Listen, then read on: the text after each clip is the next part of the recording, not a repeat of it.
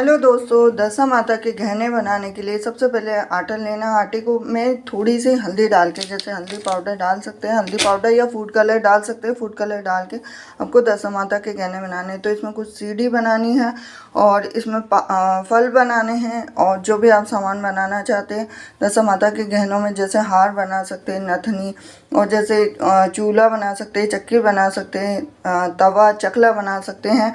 और सबसे ज़्यादा मोस्ट इम्पॉर्टेंट होती है ये सीढ़ी, इसको बनाना बहुत ज़रूरी होता है। और इसके अंदर हम रखते हैं जो भी सामग्री होती है, जो हमारी पुरानी जो दशा माता का डोरा होता है वो रखते हैं इसके अंदर, थोड़ा सा गुड़ डाल के।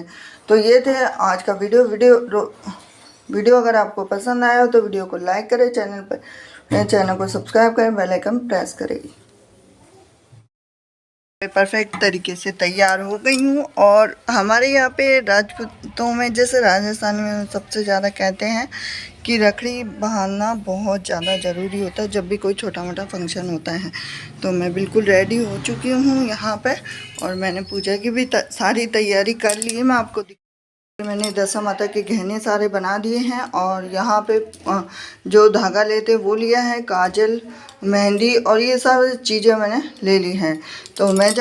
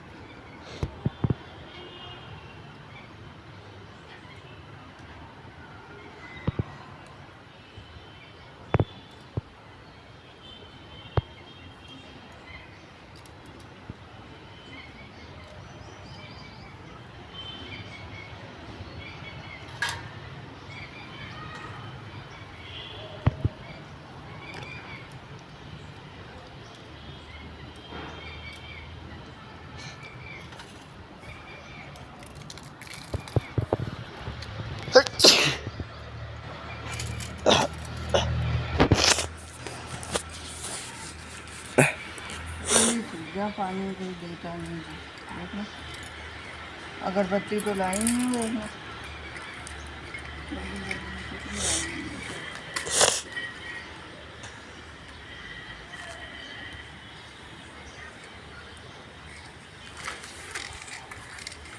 वैसे बना, लंबा करके, खड़ा करके थोड़े बनाना है, लंबा करके बना इसको।